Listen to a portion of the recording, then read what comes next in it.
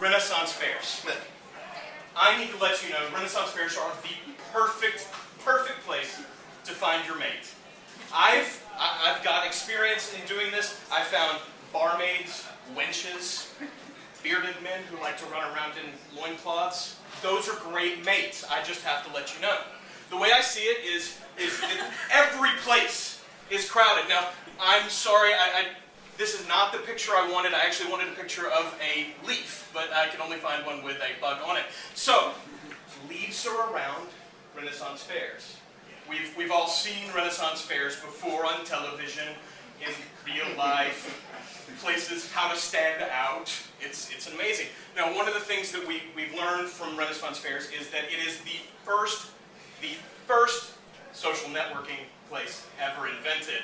Facebook was created actually because of a Renaissance fair. People were running around with swords, and they decided they wanted to start things like mafia wars. It's crazy. When you join a social networking site, immediately pick a fight with a friend or coworker.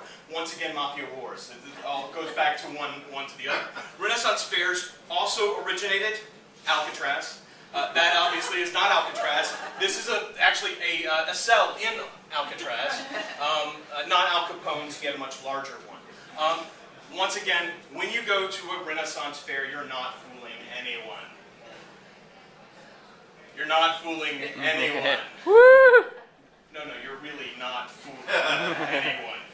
To go back to my friend earlier, repetition. All right, your parents need to know if you are going to Renaissance fairs.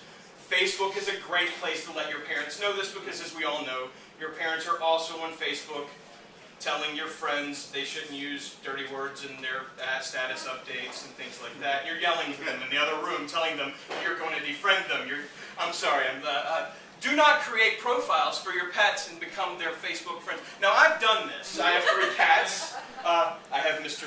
Bojangles and Mr. Ojo and Mrs. Robinson. They all have their own places on Facebook.